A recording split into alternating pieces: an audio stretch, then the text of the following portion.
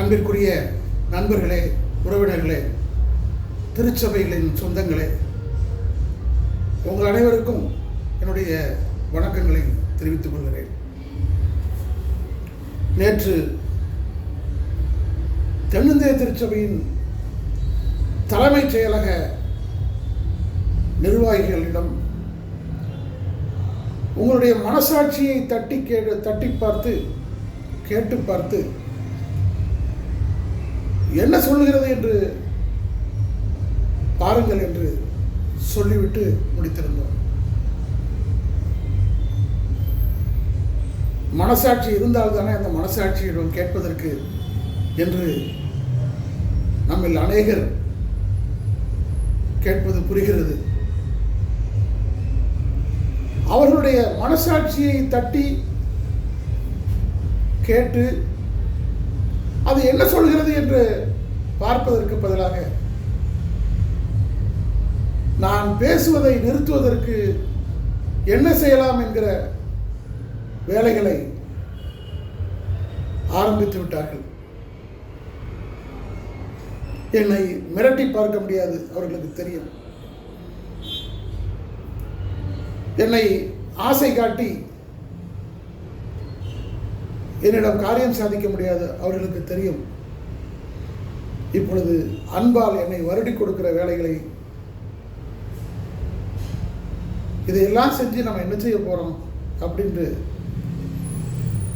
உன் நல்லதுக்கு தான் சொல்கிறேன் அப்படின்னு பல நண்பர்கள் என்னடா பேச ஆரம்பிச்சிருக்காங்க. எதுவாக இருக்கட்டும், எடுத்த பிரச்சனைகளை நாங்கள் விடப்போவதில்லை. சட்ட பிரச்சனைகள் குறித்து இன்றைக்கு சொல்றேன்னு சொல்லியிருந்தேன். திருமண்டல அதாவது தென்னிந்திய திருமண்டலத்தின் சட்டப்படி ஒரு பேராயரை தேர்ந்தெடுப்பதற்கு அந்தந்த திருமண்டலங்களிலிருந்து தேர்ந்தெடுக்கப்பட்ட திருமண்டல பேராயர் உறுப்பினர்கள்,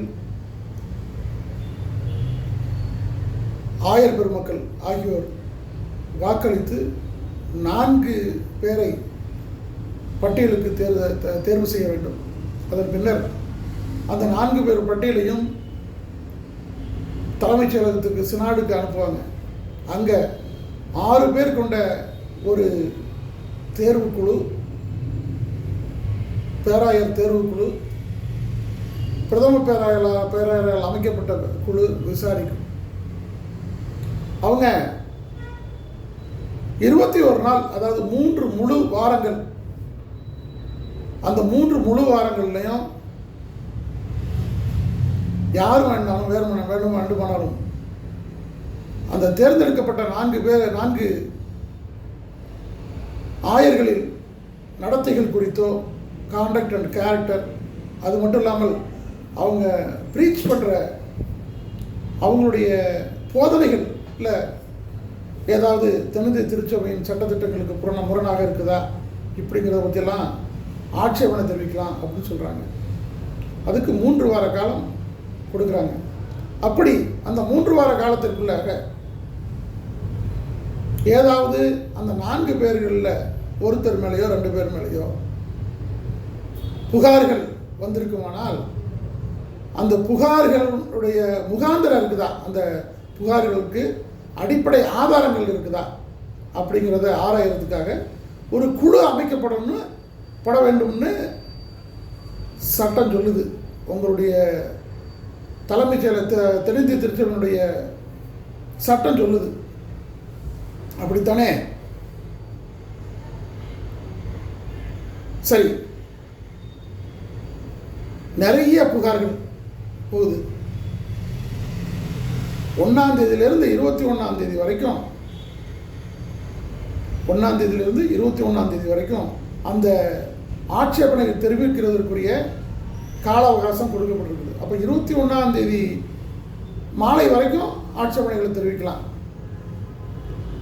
கிட்டத்தட்ட 50க்கு மேற்பட்ட புகார்கள் போகுது. அந்த புகார்களை எப்போ விசாரிக்கிறது? எப்போ நீங்கள் குழு அமைக்கிறீங்க? 21ஆம் தேதி மாலை 5 மணி வரைக்கும் ஆட்சேபனைகள் தெரிவிக்கலான்றீங்க. அடுத்த நாள் 22ஆம் தேதி மதியம் 2 மணிக்கெல்லாம் பேராயரை தெரிவு செய்து விட்டோம் என்று அறிவிக்கிறீங்களே.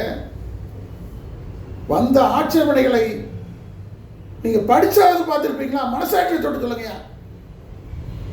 பிரதம பேராயர் அவர்களே, பொதுச் செயலாளரே, பொருளாளரே, வந்த ஆட்சேபனைகளை படித்தாவது பார்த்திருப்பீர்களா? அதில் என்ன சொல்லப்பட்டிருக்குதுங்கிறதாவது நீங்க தெரிஞ்சுக்கிட்டு இருப்பீங்களா? அந்த வந்த ஆட்சேபனைகளை படிக்கிறதுக்கு மட்டுமே கண்டிப்பாக ஓரிரு நாட்கள் ஆகும். நீங்க என்னைக்கு குழு அமைச்சிங்க? அந்த ஆட்சேபனைகளை குறித்து பரிசீலிக்கிறதுக்கு என்னைக்கு குழு அமைச்சிங்க? 21ஆம் தேதி முடியுது, 22ஆம் தேதி மத்தியானம் அறிவிக்கிறீங்களே. மனசாட்சி இல்லையா? யாருமே கேட்க மாட்டாங்க அப்படிங்கிறது தானே உங்களுக்கு. அப்படி மட்டும் இல்லை, கேட்டு வழக்கு போட்டாங்கன்னா அந்த வழக்கு 6 வருஷத்துக்கு இழுக்கலாம், 7 வருஷத்துக்கு இழுக்கலாம். அதுக்குள்ள இந்த பிரதமர் பேராயருடைய பதவி காலமே பேராயருடைய பதவி காலமே முடிஞ்சிடும். எவனாவது வழக்கு போடுறவன் அவன் சொந்த காசுல வழக்கு போடணும். நீங்க அயோக்கியத்தனங்களையும் பண்ணிவிட்டு காசு வாங்கிட்டு பதவியை போட்டுட்டு நாங்க போடுற எங்க சொந்த காசுல போடுற வழக்கை சந்திக்கிறதுக்கு தென்னிந்திய திருச்சபையுடைய பணத்தை எடுத்து கோடிக்கணக்கில் நீங்க செலவு பண்ணுவீங்க.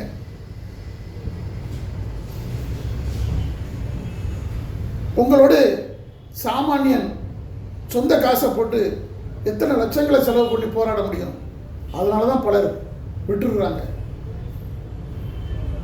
இது அடித்தட்டு மக்களுக்கு, சாதாரண மக்களுக்கு, திருச்சபை மக்களுக்கு இதெல்லாம் பற்றி கவலை இல்லை. அவங்க வரணும், ஆண்டவரை தொழுது கொள்ளணும், போகணும் அப்படின்னு இருக்கிறாங்க.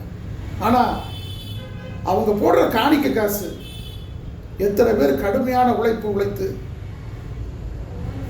நேர்மையாக வேலை செய்து நேர்மையாக தொழில் செய்து கொண்டு போடுறாங்க. அவங்களுக்கு கண்காணி அப்படிங்கிற பேர்லையும் அவங்களுக்கு நிர்வாகிகள் அப்படிங்கிற பேர்லையும் நீங்கள் செலவு பண்ணுற செலவு, அடிக்கிற கொள்ளை, நீங்கள் முரட்டாட்டமாக உங்கள் இஷ்டத்துக்கு யாரையாவது தேர்ந்தெடுப்பீங்க. சட்டப்படி குற்றம் செய்தவர்களே நீங்கள் தேர்ந்தெடுக்கிறீங்க. அதுக்கு எதிராக வழக்கு போட்டாலும் நீங்கள் எங்கள் காசுலேயே, அதாவது திருமண்டலத்தோட காசுலேயே, திருச்சபை மக்கள் போடுற காணிக்க காசுலேயே இந்த மிஷனரிகள் ஒரு தொலைநோக்கு பார்வையோடு சேர்த்து வைத்திருந்த சொத்துக்களை, அதிலிருந்து வர்ற வருமானங்களை எடுத்து நீங்கள் அயோக்கியத்தனமாக செலவு பண்ணுறீங்களே.